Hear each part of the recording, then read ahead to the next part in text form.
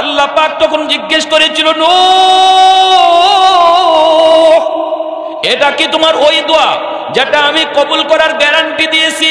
সকল নবীদের একটা দোয়া বদদোয়া কবুলের গ্যারান্টি দিয়েছি, এটা কি তোমার সেই দোয়া? নূহ নবী কয়, মালিক, ওটা আমার সেই দোয়া। আল্লাহ কয়, তাহলে তো আর দেরি হবে না, গ্রান্টেড। রব্বুল আলামিন সব ধ্বংস করে দিল।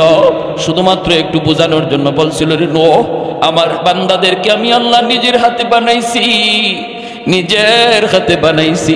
যেই মানুষগুলারে আমি নিজের হাতে বানাই, এই মানুষগুলারে নিজের হাতে মারতে আমি আল্লাহর বড় কষ্ট লাগে। বুঝতে হলে তোমাকে একটু বোঝাই, নিজের হাতে কতগুলি হাড়ি পাতিল বানাও, বানাইছেন যেভাবে মন চায় সেভাবে মনের মাধুরী দিয়ে তুমি বানাও। নূহ নবী মনের মাধুরী দিয়ে অনেকগুলি হাড়ি পাতিল বানাইয়া আল্লাহ কয়, এখন বাইরিয়া সব ভেঙ্গে ফেল, লাঠি হাতে নিয়ে সব ভেঙ্গে ফেল।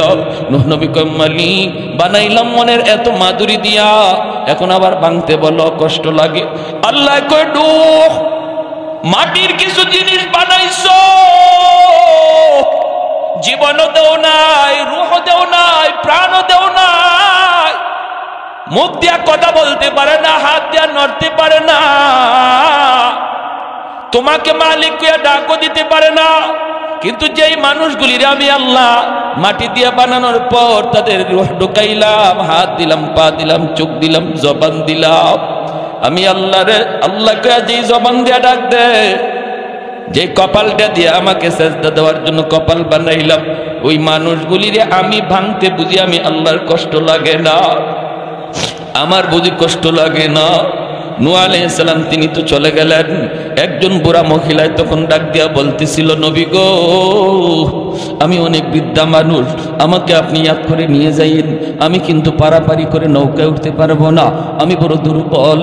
নূহ নবী বলতেছিল, মা গো, তোমাকে নিব, কিন্তু নবী তার নৌকায় তুলতে ভুলে গেছেন, তিনি তো চলে গেছেন। ভাইরা বন্ধুরা, চলে গেছেন তো গেছেন।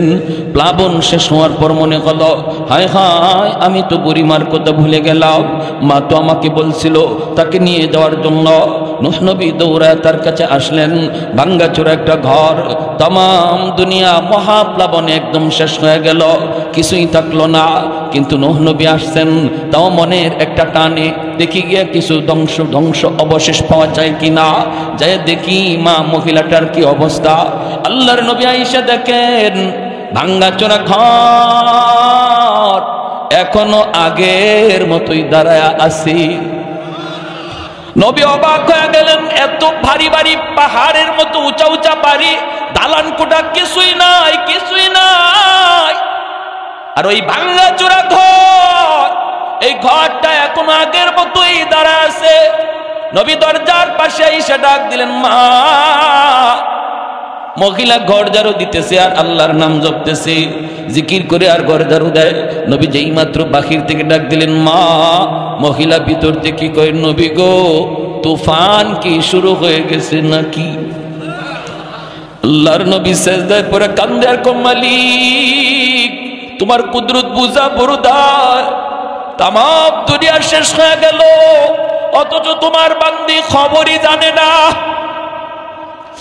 ও মালিক, তোমার কুদরত বুঝা বড় দায়, কিছু বুঝি না, একটু বুঝাইবানি।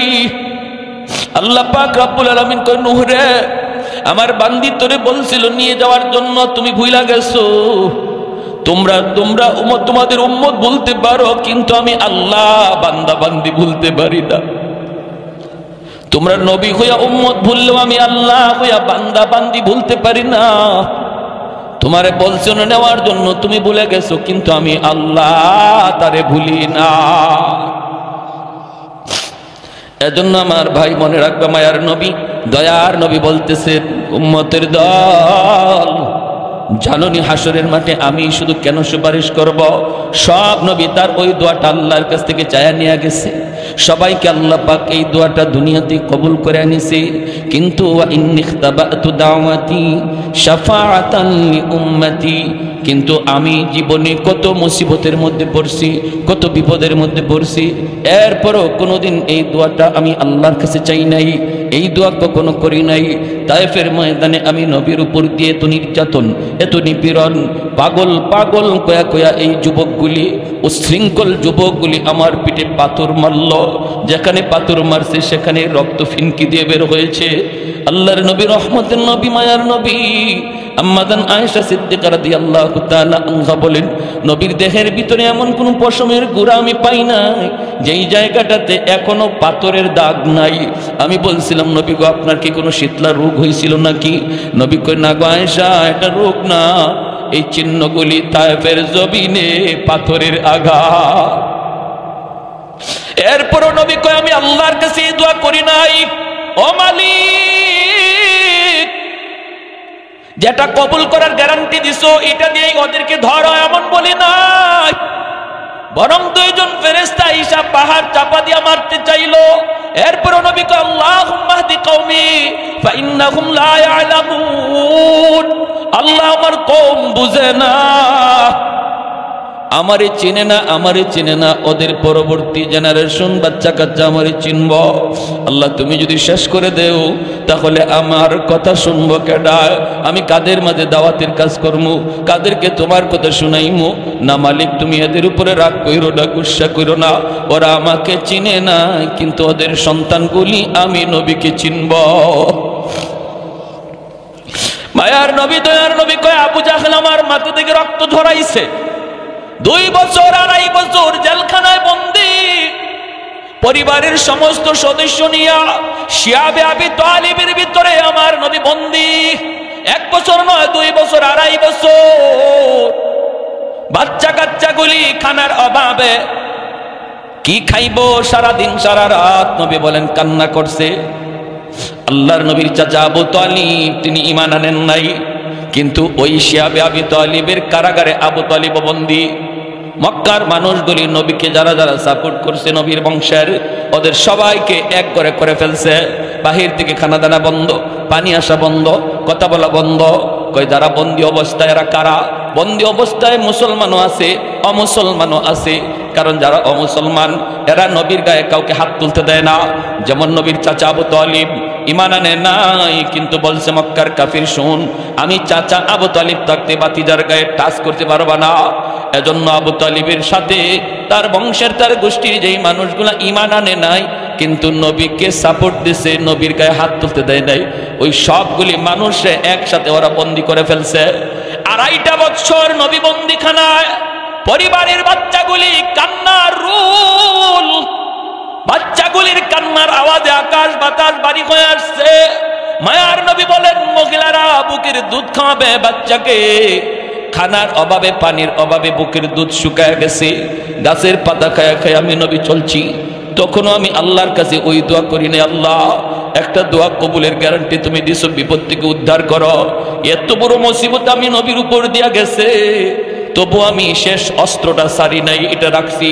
ইন্নী খিতাবাতু দাওয়াতি, ইন্নী খিতাবাতু দাওয়াতি, লুকায় রাখছি, লুকায় রাখছি, আমি কেউরে দেখাই নাই।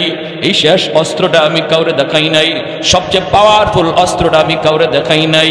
কেন দেখাই নাই জানুনি? শাফাআতাল লি উম্মতি, হাসরের ময়দানে আমার গুনাহগার উম্মতের জন্য ওই দোয়ার উসিলায় সুপারিশ করব। আমার জাহান্নামী উম্মতের জন্য আমি সুপারিশ করব, বিপদগ্রস্ত উম্মতের জন্য আমি সুপারিশ করব। এজন্য আমি এই দোয়াটা সবসময় লুকায় রাখছি। ভাইরা আমার, হাসরের ময়দানে আমার নবী, রহমতের নবী, তিনিও দাঁড়ানো থাকবেন। হযরত আদম আলাইহিস সালামকে আল্লাহ পাক রব্বুল আলামিন অনেক উঁচু একটা দেহ দিবেন, তাল গাছের মতো আদম আলাইহিস সালামকে দেখা যাবে। সুবহানাল্লাহ, জোরে কোন। আদম আলাইহিস সালাম এত উচ্চতার গর্দান হবে, গোটা হাসরের ময়দানটা আদম আলাইহিস সালাম দেখতে পাবেন। আল্লাহর নবী বলেন, হঠাৎ করে বাবা আদম আমাকে ডাক দিবেন, ইয়া আহমদ, ইয়া মুহাম্মদ। আমি ডাক শোনা মাত্রই বাবার সামনে দৌড় দিয়া হাজির। আমি বলবো কেন ডাক দিলেন? তখন আদম আলাইহিস সালাম বলবেন, বাবা মুহাম্মদ, ওই যে দেখো জাহান্নামের গেটের পাশে নিয়ে গেছে একজন মানুষকে, হাত করা পা হাত করা লাগাইয়া, পায়ে বেরি লাগাইয়া। আহমদ, তার দিকে আমি তাকাইছি, তার নমুনায় বোঝা যায় সে তোমার উম্মত। একটু পরে জাহান্নামে ফেলায় দিব।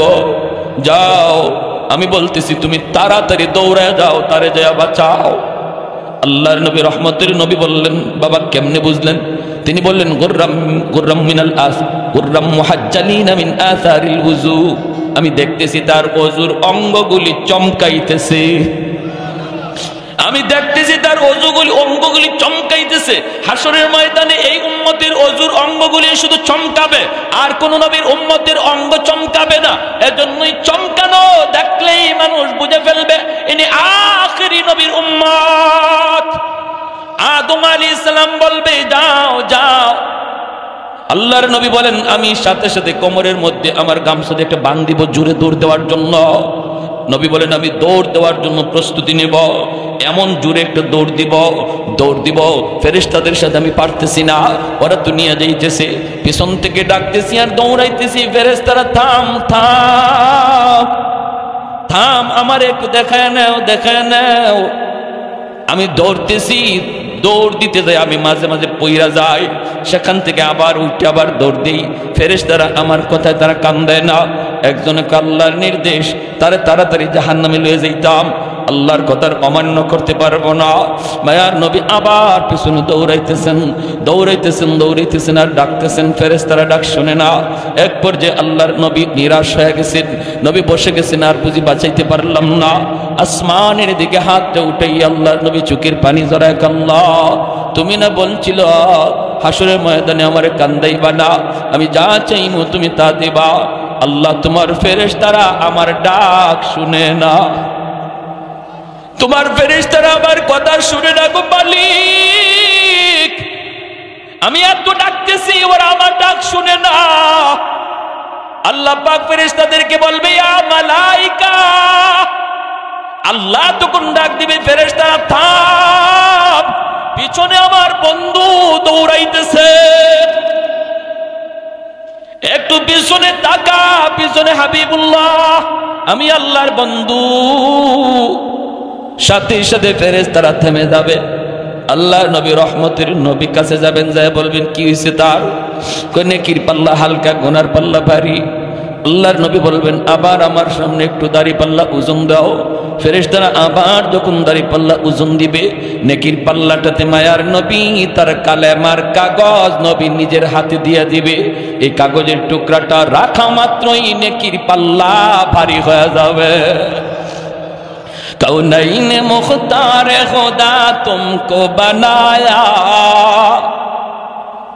कौनैन मुख्तार खुदा तुमको बनाया, उम्मत का निगाहबान खुदा तुमको बनाया, उम्मत का निगाहबान खुदा तुमको बनाया।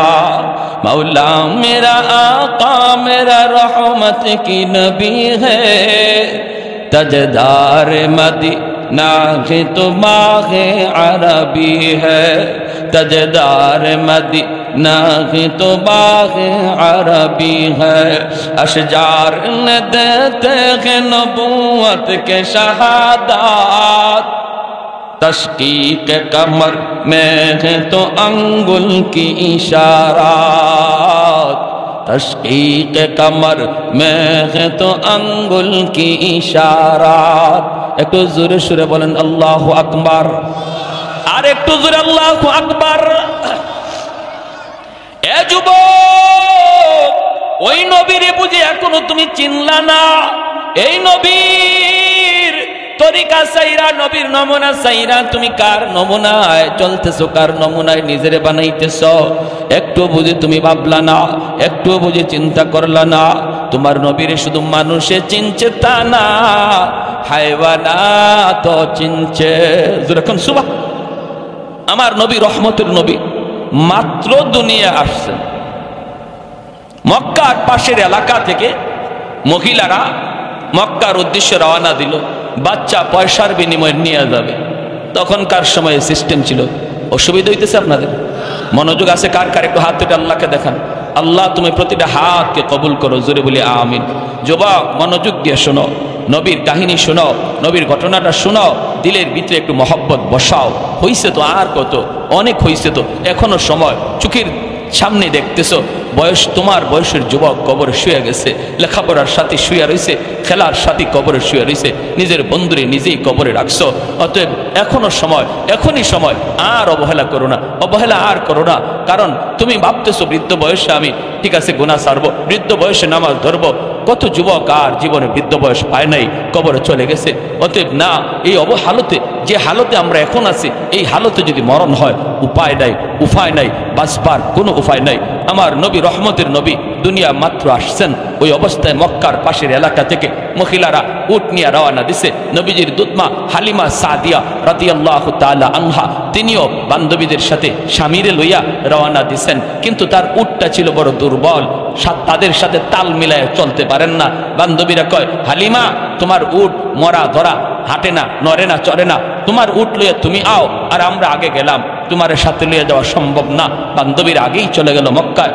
খাদিজাত নবীজির দুধমা হালিমা সাদিয়া রাদিয়াল্লাহু তাআলা আনহা পিছনে স্বামীকে নিয়ে আস্তে আস্তে মক্কায় ঢুকলেন। ওই মহিলারা আগেই মক্কায় ঢুইকা ধনীর সন্তানগুলা তারা আগে ভাগই দখলে নিয়ে নিল। আল্লাহর নবীর দরজার সামনে যায় যেই মাত্র নক করে, নবীজির আম্মা ভিতর থেকে বলেন, হ আমার সন্তান আছে, তোমরা নিবানি? ওই মহিলারা কয়, বাপ আসেনি, বাবা আসেনি। যখনই নবীর মা বলেন, না আমার মোহাম্মদ ইয়েতীম, আমার মোহাম্মদের বাবা নাই, জন্মের আগেই বাবা মারা গেছে। মহিলাগুলি কয়, না না, তাহলে নিমো না, পয়সা বেশি মিলবে না, বাপ নাই যার, এতিম পোলার টাকা পাইমু কেমনে, না নেওয়া যাবে না, চলে গেছে। আল্লাহর নবীর মা আমেনা তিনি একদম নিরাশ হয়ে গেছেন। এতিম বিদায় বুঝি আমার ছেলেকে কেউ নিবে না। ওইদিকে নবীজির দুধমা হালিমা সাদিয়া রাদিয়াল্লাহু তাআলা আনহা, তিনি তো আসলেন, দরজার পাশে এসে নক করলেন। পিছন থেকে দরজার ভিতর থেকে নবীর মা চোখের পানি মুছেন আর কান্দেন, বলেন, আছে তো আমার সন্তান, কিন্তু কেউ তো নেয় না, কেউ তো নেয় না। হালিমা সাদিয়া বলে, কেন নেয় না? কয়, এতিম বাবা নাই, এজন্য কেউ নিতে চায় না। তুমি কি আমার সন্তানটারে নিবা নাকি? হালিমা সাদিয়া তখন বলেন, মা গো, দরজা খোলো আর তোমার মানিকের চেহারা আমাকে এক নজর দেখাও। কপাল খুলে গেল হালিমা সাদিয়ার, ঠিক কিনা জোরে বলেন? কপাল খুলে গেল। আমার নবীকে কাছে নেওয়ার কারণে কপাল খুলে গেল হালিমার। আর যারা নবীর থেকে দূরে সরে গেল, এদের কপাল নষ্ট হয়ে গেল। আজকে আরবের মানুষকে যদি জিজ্ঞেস করা হয় ওই মহিলাগুলি কারা, এদের নাম কি? যারা নবীকে এতিম জানার কারণে নেয় নাই, এরা কারা? এদের নাম কি? বংশ পরিচয় কি? বাপের নাম কি? আরবের মানুষ বলবে চিনি না। আমরা তো আগেই বলবো চিনি না, চিনি না, জানি না। কিন্তু যদি বলা হয় আমার নবীকে এতিম জানার পরেও যিনি দুধ পান করাইতে নিয়ে গেলেন, ওই দুধমার নাম জানুনি, বাংলার মানুষটাও বলবে নবীর দুধমার নাম হালিমা সাদিয়া। তাম পৃথিবীর সমস্ত মুসলমান বলবে হালিমা সাদিয়া। আল্লাহ নাম উজালা করে দিছে, বংশ উজালা করে দিছে, তাম দুনিয়াতে আল্লাহ শান বাড়ায় দিছে নবীকে কাছে নেওয়ার কারণে। আজ উম্মত মনে রাখো, কারে তুমি কাছে টানতেছো, কারে তুমি দূরে সরাই দিতেছো। আমার নবীর কাছে যেই আসছে তারই আল্লাহ দামি বানায় দিছে। উটের পিঠে নিয়ে উঠবেন নবীকে লইয়া। হালিমা সাদিয়ার স্বামী ডাক দিয়া কয়, হালিমা গো, কিছু পাইছনি? এরা তো আগেই ঢুকে গেছে, ওরা তো নিয়ে নিছে, তুমি কিছু পাইছনি? হালিমা সাদিয়া বলেন, স্বামী গো, কিছু না গো, কিছু না। চেহারা খানা একবার দেখো। চেহারায় কয়, আমরা সব পাইয়া গেছি। কারণ আমার নবীর চেহারা দেখা হালিমা সাদিয়া অবাক হয়ে বলতেছিলেন, আমেনা, কি সন্তান তুমি জন্ম দিছ, তোমার মানিকের মতো এত সুন্দর, এত সুন্দর আমি হালিমা জীবনে কোথাও দেখি নাই। আমেনা বলতেছেন, তুমি কেমনে দেখবা? আমি মক্কায় থাকি, তোয়াফ করার জন্য খানায় কাবায় পৃথিবীর বিভিন্ন দেশের পরিবার সহ আসে। আমি আমেনা জীবনে এত সুন্দর সন্তান, এত সুন্দর বাচ্চা আমি দেখি নাই। আল্লাহ আমারে যে মানিক দিছে। আল্লাহ পাক রব্বুল আলামিন জিব্রাইল দেখো, জিব্রাইল আমার বন্ধুর সৌন্দর্যের প্রশংসা শুরু হইছে। আমেনাও বুঝি দেখছে না, হালিমাও দেখছে না, তুমি জিব্রাইল দেখছনি। আমার বন্ধুর মতো এমন আরেকজন। জিব্রাইল কয় মালিক তোমার কসম, পৃথিবীর পূর্ব থেকে পশ্চিম, উত্তর থেকে দক্ষিণ সমস্ত কায়নাত আমি সফর করেছি, কিন্তু তোমার বন্ধুর নমুনায় দ্বিতীয় আর কাউকে দেখি না। এবার আল্লাহ বলতেছে জিব্রাইল কেমনে দেখবা তোমরা? আমি আল্লাহ বলি কি শোনো, আরে আমার বন্ধুর মতো আরেকজন এমন পৃথিবীতে আমি আগে বানাই নাই, ভবিষ্যতে বানাবো না। কারণ আমি খালিক, আমি মালিক। আমি যদি না বানাই তোমরা কেমন করে দেখবা? আমি তো বানাই নাই, তোমরা দেখবা কেমনে? দেখবা কেমনে? জন্য নবীর সৌন্দর্যের ব্যাপারে হযরত হাসান রাদিয়াল্লাহু তাআলা আনহু কয়, নবী গো খুলিকতা মুবাররাআম মিন কুল্লি আইবিন কাআন্নাকা খুলিকতা কামা তাশাউ। ওগো নবী, আপনার দিকে তাকাইলে মনে হয় আল্লাহ আপনাকে যখন বানায় তখন আল্লাহ সর্বদা আপনারে জিগায়া জিগায়া আপনার পরামর্শ নিয়া নিয়ে আপনারে বানাইছে। আপনার নাক বানাইবার আগে যেন আল্লাহ আপনারে জিগাইছে, বন্ধু নাকটা কেমনে বানাইলে তুমি খুশি একটু কও, তোমার কপালটা কেমনে বানাইলে তুমি খুশি কও, বন্ধু তোমার চোখটা কেমনে বানাইলে তুমি খুশি কও। ওগো নবী, আপনার নাক মুখ চোখের দিকে তাকাইলে মনে হয় আপনি যেভাবে আল্লাহরে কইছেন আল্লাহ ওইভাবে আপনারে বানাইছে। সুবহানাল্লাহ, সুবহানাল্লাহ। আমাদেরকে যদি আল্লাহ এরকম কইতো, ও বা আব্দুল্লাহ হোসেন তোমার চোখটা কেমনে বানাবো, আমরা কি কইতাম? মালিক পৃথিবীর শ্রেষ্ঠ চোখ যেন আমার চোখ হয়। কেরম বলে হরিণীর মতো ডাগর ডাগর চোখ, কইব না? তা আল্লাহ যখন আমারে অপশন দিয়ে দিছে তুমি যেভাবে কইবা এইভাবে বানাবো, বলো তো তোমার চোখ কেমন চাই? আমি কইতাম আল্লাহ পৃথিবীর শ্রেষ্ঠ চোখ চাই, পৃথিবীর শ্রেষ্ঠ নাক চাই, পৃথিবীর শ্রেষ্ঠ চেহারা চাই। আল্লাহর নবীর সাহাবী কয়, নবী গো আপনার দিকে তাকাইলে এমনই মনে হয় আল্লাহরে আপনি যেভাবে কইছেন আল্লাহ এইভাবে আপনারে বানাইছে। সুবহান। হালিমা সাদিয়ার স্বামী বলতেছে, হালিমা কিছু পাইছো? না গো স্বামী, চেহারা দেখো, চেহারা দেখলে মনে হয় সব পায়ে গেছি। আল্লাহর নবীকে নিয়ে এইবার হালিমা সাদিয়া উটের পিছনে বসলেন, আর হালিমা সাদিয়ার স্বামী সামনে বসলেন, কারণ ইনি উট চালাবে। খাসাইসুল কুবরা নামক কিতাবের ভিতরে লিখেন, যেই মাত্র আল্লাহর নবীকে নিয়ে তিনি পিছনে বসছেন আর স্বামী সামনে বসছেন, এরপরে স্বামী বলতেছে উট চল বাড়িতে যাব, কিন্তু উট নড়ে না, চড়ে না, বসা থেকে উঠে না। যতই পিটায় উট নড়েও না, চড়েও না, হাঁটেও না, উঠেও না। আবার পিটুনি দেয়, উট নড়ে না, চড়ে না। এইবার উট বলতেছে মালিক দয়া করে অল্প সময়ের জন্য আমি উটের জবানটা খুলে দাও। আল্লাহ তুমি আমাকে জবান দেও নাই, জবান দিছো মানুষরে, এজন্য আমি তোমার উপরে নারাজ না, নারাজ না, নারাজ না, কিন্তু অল্প সময়ের জন্য জবানটা খুলে দাও। আমি আমার মালিককে বুঝাইতে চাই কেন আমি হাঁটি না, কেন আমি উঠি না। এই বলা মাত্র আল্লাহ উটের জবানটারে আল্লাহ খুলে দিছেন। এইবার উট ডাক, দেখো মালিক আমারে তুমি যতই পিটাও, যতই মারো, আমি নড়বো না, চড়বো না, হাঁটবো না, কারণ তোমার পিছনে তোমার বিবি যারে কুলে নিয়ে বসছে তারে তুমি না চিনলো আমি উট তারে চিনে ফেলেছি। ইনি আমার রহমতের নবী, মায়ার নবী, সাইয়্যিদুল মুরসালিন, দুজাহানের সরদার, যেই নবীর উসিলায় আল্লাহ কায়নাত বানাইলো, আমারে আপনারে পুল কায়নাত আর উসিলায় বানাইলো। ওই নবী যদি তোমার পিছনে থাকে আর তুমি যদি সামনে থাকো, বিয়াদবি হয় মালিক, বিয়াদবি হয়। আমার নবী যদিও ছোট, কিন্তু তিনি সমস্ত কায়নাতের উসিলা। তুমি নবীর সামনে বসাও আর তুমি পিছনে চলে যাও, আমাকে মারা লাগবে না, দ্রুত বেগে হাঁটতে শুরু করব। সাথে সাথে হালিমা সাদিয়ার স্বামী কয়, হালিমা গো, ও হালিমা কেমন সন্তান লইয়া তুমি আইছো?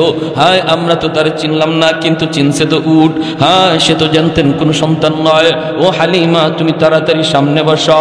হালিমা সাদিয়া নবীকে কোলে লইয়া সামনে বসছেন। তারা তো বুঝে গেছে এই বাচ্চা সাধারণ কোনো বাচ্চা না, উট তার পরিচয় দিয়া দিয়েছে, উটে তার পরিচয় দিয়া দিছে। পিছনে চলে আসছেন। এইবার আল্লাহর নবী সামনে, হালিমা সাদিয়ার কোলে আমার নবী, রহমতের নবী, উঠে উঠে আবার ডাক দেখো মালিক, জীবন ভর আমি উটের লাগাম তোমার হাতে ছিল, আজ যেহেতু আমার পিঠে রহমতের নবী বসা, আমি উটের লাগামটা রহমতের নবীর নরম হাতে ধরা দাও, আমি উট ধন্য হয়ে যাব। আমার মতো কপাল আর কার আছে যে হাজার উটের লাগাম রহমতের নবীর হাতে? আল্লাহ নবীর হাতে উটের লাগামটা ধরানো মাত্রই উট দ্রুত বেগে হাঁটতে শুরু করলো। অল্প সময়ের ভিতরে যায় বান্ধবীদেরকে রাস্তায় ক্রস করে ফেললো। বান্ধবীরা ডাক দেয়া কয়, হালিমা গো, ও হালিমা, তোমার এই উট এটা কি নতুন উট না পুরান উট? বলে না, এটা পুরানটাই, নতুন না। এত শক্তি আইলো কোত্থেকে, এত তেজ আইলো কোত্থেকে? হালিমা সাদিয়া কয়, জানোনি, মক্কায় যাবার সময় উটের লাগাম ছিল আমার স্বামীর হাতে, আর এখন উটের লাগাম রহমতের নবীর হাতে।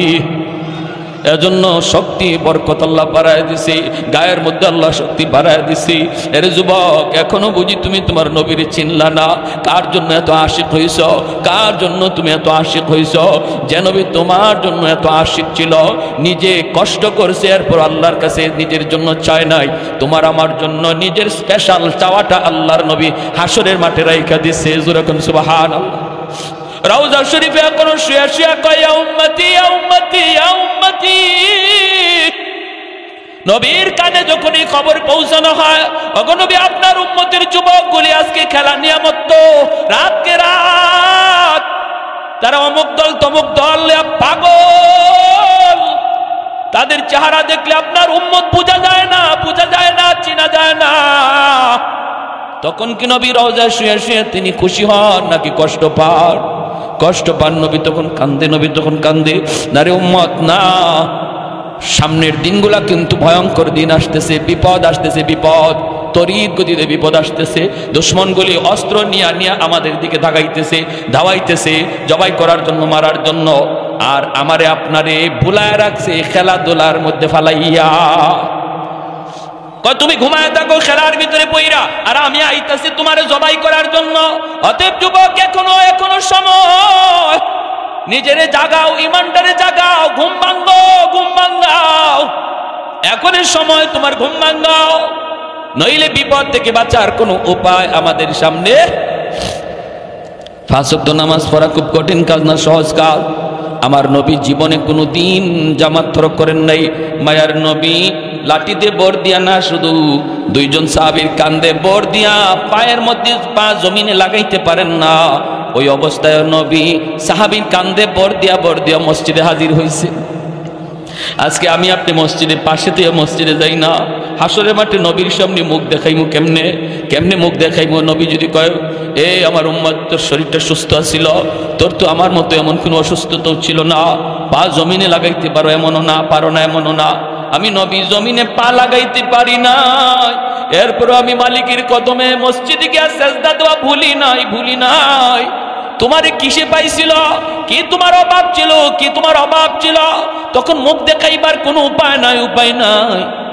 নবী যদি বলে, তোমার জন্য বুঝি আমি নবী উহুদের ময়দানে দান শহীদ করছিলাম, আমি নবী তায়েফের জমিনে রক্ত ঝরছিল, তোমার জন্যই, আর তোমার দ্বারাই আজকে ইসলাম এত ক্ষতিগ্রস্ত হয়েছে, তোমার দ্বারাই বুঝি আমার রেখে যাওয়া ইসলামের এত ক্ষতি হয়েছে।